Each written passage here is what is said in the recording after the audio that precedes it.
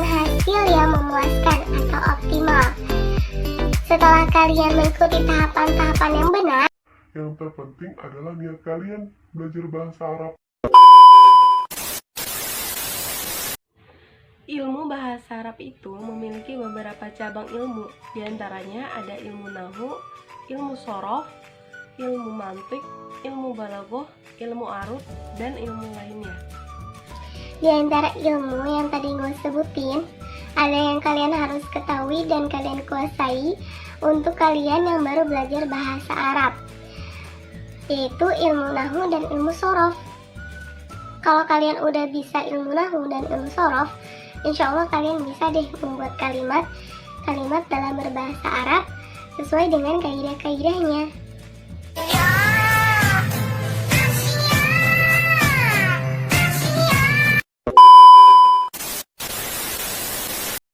Jadi, ilmu-ilmu lainnya seperti ilmu mantik, ilmu balaghah, ilmu arud, itu udah nggak lagi kita bicarain tentang bagaimana cara membuat kalimat-kalimat yang baik dan benar. Akan tetapi, ilmu mantik, ilmu balaghah, dan ilmu arud itu mempelajari tentang bagaimana cara kita membuat kalimat-kalimat yang indah. Rayuan. Jadi kalau kalian mempunyai doi, bisa tuh kalian rayu doi kalian dengan menggunakan bahasa Arab.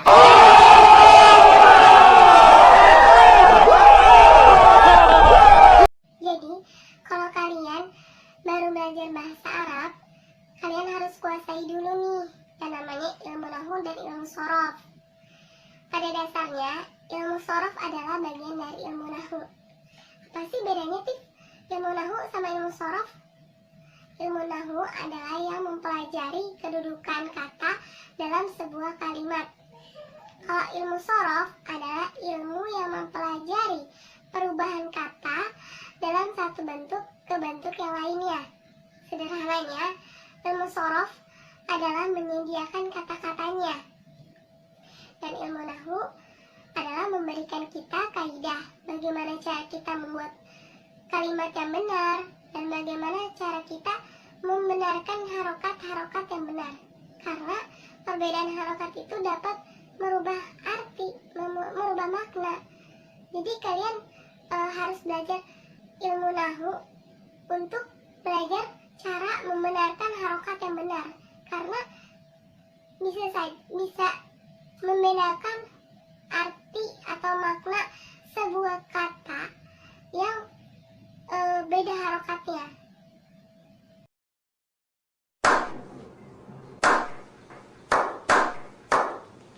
Langsung saja guys, gue kasih tahu bedanya ilmu nahwu dan ilmu shorof itu apa. Nih, ada contoh jalasa Muhammadun, yang artinya Muhammad telah duduk. Kalau kita lihat kalimat ini, kita bisa melihat peran ilmu nahwu dan ilmu shorof dalam menyusun kalimat ini. Yang pertama, jalasa. Ada alasan kenapa kata kerja yang dipilih itu jalasa. Dan ada juga alasan kenapa Muhammad itu memiliki berharokat domatain. Jalasa Muhammadun. Kenapa nggak jalasa Muhammadan? Kenapa juga nggak jalasa Muhammadin?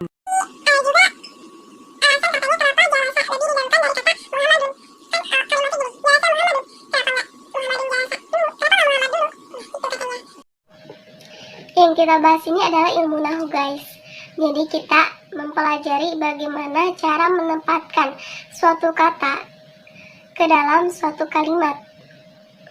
Dan adapun ilmu shorof dalam kalimat jalasa Muhammadun memberikan peran dalam memberikan kata jalasa. Kenapa yang dipilih adalah jalasa? Sedangkan yang kita ketahui bahwa kata jalasa itu memiliki 14 bentuk. Ada jalas, ada jalasa, jalastu, jalasti, jalastuma, masih banyak lagi.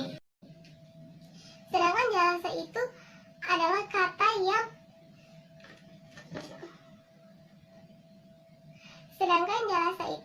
kata laki-laki. Sedangkan kata jalasa adalah kata kerja orang kedua tunggal laki-laki.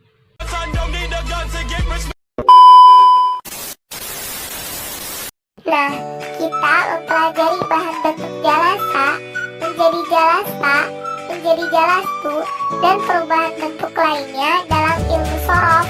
Ini adalah contoh yang pertama. Adapun contoh yang kedua, untuk kita lebih memahami perbedaan antara ilmu nahu dan sorof adalah misalkan nih, kita gunakan kata yang sama, alhamdulillah. Di dalam Al-Quran, kita kadang menjumpai kata dibacanya dengan domah, yaitu pada surat Al-Fatihah. Kita membacanya Alhamdulillahirrabbilalamin. Kita sering mendengarkannya alhamdulillah.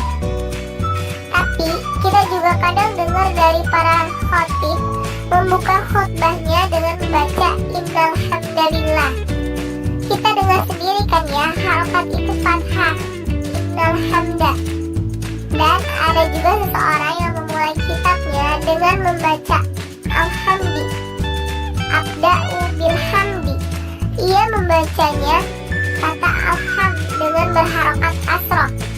Nah guys, penyebutan harokatnya beda-beda kan? Dari alhamdu, alhamda, alhamdi, dan contoh yang gue sebutin tadi. Ini dibahas ilmu nahu. Karena dalam ilmu nahu, harokat itu sangatlah penting. Bahkan perbedaan harokat bisa menyebabkan makna. Gue kasih contoh lagi ya. Ada contoh yang katanya hampir sama, al-alam dan al-ali, al-alam. Contoh yang pertama, akhoza ahmadun al-alama. Itu artinya Ahmad telah mengambil bendera. Ada juga nusibal alam al-waba, dunia terserang wabah. Jadi perbedaan harokat juga itu menyebabkan dapat menyebabkan perbedaan makna. Oke teman-teman, sampai di sini dulu ya kita belajarnya. Semoga bermanfaat buat kalian semua. Dan insya Allah akan ada materi selanjutnya.